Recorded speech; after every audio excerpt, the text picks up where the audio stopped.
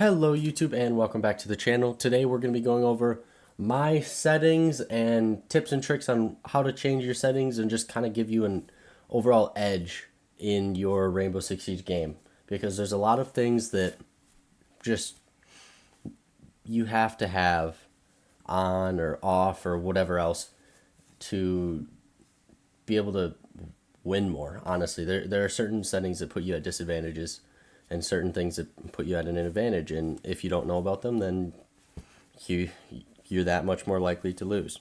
So I'm just gonna get right into it. One, I turn my metrics and stuff on. This is totally up to you, but like ping on, if you look in the bottom left corner, it's got my FPS and my ping. I put minimal metrics. If you put advanced, it goes down to that.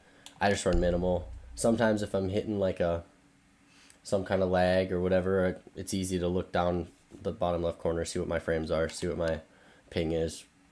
That's really personal preference. I've got ping on because this is yellow ping. If you turn this off, you cannot see your teammates yellow pinging. You can't yellow ping. It's I mean, if you have this off, you're trolling. You're actually trolling. Connectivity feedback, I just got on default. It's whatever. That doesn't matter much. This is the first setting that kind of matters. It's totally up to you. This is basically the stun effects. Like if you get flashed, it's if it's dark or light. It was added for people with epilepsy, I think.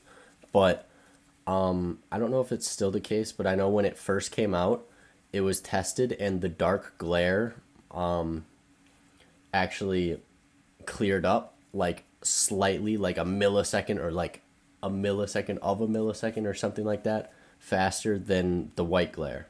So I switched it to that and I just haven't switched back. I don't know if that's still the case or not, but it's just kind of what I'm used to now. So I run the dark glare. Cycle inside camera groups.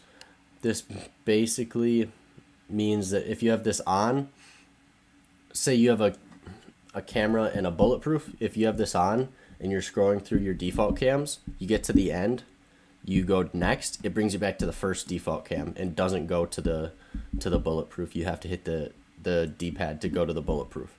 So I just turn it off so that you just keep going to the right or to the left and it switches the cameras, go to the bulletproof, go to the Valk without having to hit the D-pad. Diffuser pickup, normally it's automatic. You run over it to pick it up. Manual is you can look at it and hold X. I have both so that I can run over it if I want to, or if somebody dies in a doorway, you don't want to have to cross that doorway to pick it up. You can sit to the side of the doorway, hold X or hold square and pick it up that way. Visible throw trajectory, whoops. On, this is just showing you where your nades are going to land, where your C4s are going to land, stuff like that. Having it on is very helpful. Drone after prep, I have on semi-automatic. Basically, if your drone dies, it'll automatically take you off the drone after prep. But if your drone's still alive, it'll keep it on it. This is just, if say you're in the middle of running away from somebody and the prep phase ends, if you have it fully automatic, it'll just kick you out of the drone and you'll probably get shot, right? I think the most comp way to play would be completely manual, so that if you're playing in like a 5-stack or something and your teammates say, hey, well, I'm gonna switch it right now actually, and your teammates say, hey, can you watch my drone for me while I run in or something like that, it doesn't kick you off if you stay manual. So that's the most comp way to do it. I'd say semi-auto is like the best between comp and casual, just quality of life stuff. I'm switching this to manual right now. Match replay, I have on. It just records your games and stuff so you can go back and watch them. This is new this season. Crossplay matchmaking. PC and consoles, you can play in the PC pool if you're on console. I have consoles preferred because if you have it completely off, good luck finding a game. Like the queue time is so much longer if you have crossplay completely off. Like you're only playing against Xboxes if you're Xbox, or only playing against PlayStations if you're PlayStation. If you're struggling to find games, check this setting and see if it's off, because most likely it is. I had that problem a while ago. Sometimes when updates come out and stuff, they'll change your settings too, like just randomly. So it's always good once an update comes out or a new season to go through your settings and just make sure everything's how it should be. Regardless, I do consoles preferred. Play against PlayStation, Xbox. You don't want to play against PC if you're on console. Like you're just at a disadvantage. It's just how it is.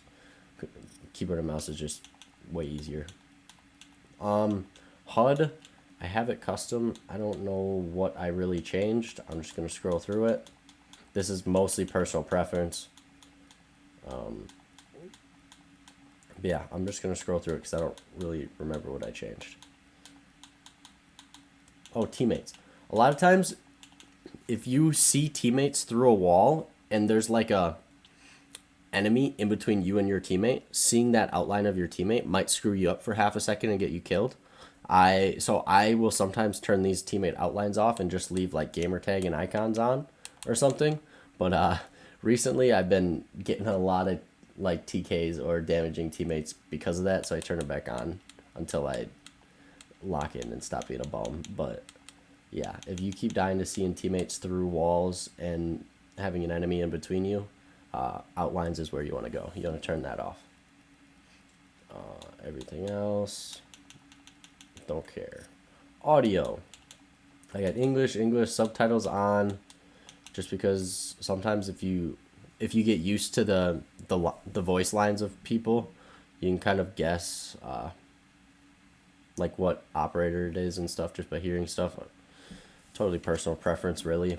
The dynamic range, not really personal preference. Night mode is usually what you want to go with. Hi-fi makes it so that, I mean, it says most clarity between sounds, but like night mode makes it easier to hear footsteps and things that are supposed to be quiet and make those things louder. So if you have it on hi-fi, you're less likely to hear somebody walking up behind you. And sound in Siege, especially as hardcore of a game as it is, sound is extremely important. Master volume, I got it on 100. Sound effects 85, menu sound effects 85, music off, menu music off. Voiceover volume, I have it 30. This is because at the end of the round, there's like an announcer voice that comes on and talks and says there's like 15 seconds left or whatever, and then it starts like making those like noise like doo, doo, or whatever. That voiceover volume, I have it at 30 because that's loud. That dude is loud. And especially if there's 15 seconds left, the enemy's gonna be moving, and if you can't hear him because you got this loud ass dude yapping in your ear, you're at a disadvantage. I turn it down so I can hear the game and not hear him. Voiceover presets, I have maximum. Oh, that's because you hear everything, like all of the operators talking and stuff. I didn't even know this was a setting. Yeah, I put on maximum to hear everything. HQ voiceover, you can completely turn the announcer off if you want to. I just have it at 30 so that I can still hear him talk, but just really quiet. I have it on stereo because mono makes it harder to determine where like you're hearing things. Like mono combines everything, so if somebody's to your left, it's harder to tell that they're to your left. Audio devices, yada yada yada. Voice chat, I got it down to 80 for the same reason I got voiceover down to 30. Sometimes I just want to hear the game and I don't want to hear my teammates yapping, so usually it'll be 80's a good spot between I won't hear, like they won't be super loud, but I'll still be able to understand what they're saying. It depends on, you know, their mic too, but 80's usually a good sweet spot for me. Display, VSync off. As the setting says, turning it off gives you better reactivity, but tearing may occur. Don't care, tearing usually doesn't happen. Better reactivity always happens. You turn VSync off so you can just get that much quicker of a reaction time. Prioritize performance for the same reason. If you're on a new gen console, playing at 120 frames is so much better than playing on 60. Like you are literally putting yourself at an extreme disadvantage if you put it on prioritized resolution, especially on a new You're buying a new console so you can have the ability to play at 120 frames. Now, this means that you have to play on a screen that also supports that, like a 144 hertz monitor, or I know some TVs have higher hertz and stuff like that. But if you're just playing on a regular TV, chances are it's not even prioritizing performance isn't even going to help. You need a monitor for that. So just hertz, when buying a monitor, hertz is usually like synonymous with frames. Essentially, it's a little bit different, but if you kind of make those the same thing in your head, it usually works out. So as long as you get a monitor with 144 hertz or higher, you're good on console. On PC, a lot of people get like, if you want to go really high, like 400 hertz, but usually 240 is a good spot on PC. But console, all you need is 144 hertz monitor and you're good. FOV 84. A lot of people kind of debate this, but anywhere between 80 and 85 is a good spot for controllers. 90 is a little bit too high. Anything below 80 is too low. If you're still playing on 60, you are a bum. Switch it up. Go up to 84. You'll see more. Simple as that. This display area, I can kind of show you right here. Some people will play it shrunk so that you can see more around the outside edges of your screen. I tried that. Totally messed me up. I'm way too used to having it at 100.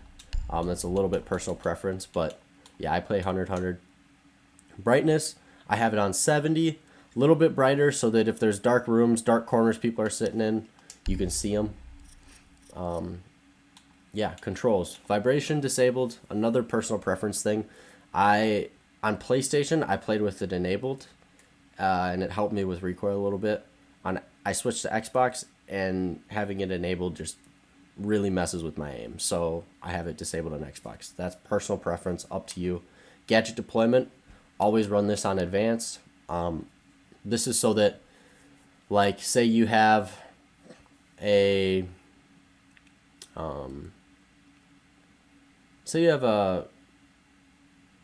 just a breaching charge, right? No, not a breaching charge. I don't know. Say you got a thermite. Putting this down, like hitting the gadget button will pull it out, and then holding square on a wall will put it down. Versus having it on standard, you have to like hold the gadget button to like put the gadget down, and after deployment has started, as it says, after deployment started, action can't be canceled. It's just easier to have it on advanced because say you pull out your gadget and you're like, oh shit, somebody's right there, put the gadget away. You have it in advanced, that's a longer process, you're more likely to get shot. Drone deployment's the same way. If you have it on standard, when you throw a drone, you automatically go on it. You don't want that. You want it on advanced so you can throw the drone down, make sure nobody's going to swing you, and then hop on the drone, right? Or you can even use the drone as a bait, right? You know somebody's there, throw the drone down so that they think you're going to drone, they run out, you shoot them, kind of thing. You don't want to be going on the drone immediately. Leaning behavior. If you have it on alternate, it makes it so that when you lean one direction, you stay leaning that direction until you cancel it. It's recommended. If you've been playing on default for so long that like alternate feels weird, then keep playing default. Totally up to you. I found that my quick peeking is actually better on default, but everything else about the game is better on alternate, so I just kind of got used to alternate. Again, a little bit personal preference. Most people play on alternate though, so keep that in mind. Controller layout, I got the default setups. I'm playing on a default controller. No, forgot the name of those things. None of the things that you put on your sticks. Control freaks. That's the word. There it is. I've got some. I tried them for like 10 minutes and it's just, I'm too used to a default controller. I don't have an Elite, don't have any paddles, just a regular default Xbox controller. No control freaks, no nothing like that. Look conversion disabled. Controller rotation classic. almost everyone I know plays on Classic. It gives you a little bit more specific control with like aim and stuff because it's a slow gradual progression. So if you're aiming at something, you have to make small adjustments to hit to aim properly at somebody or hit a little flick. Classic is just better for that.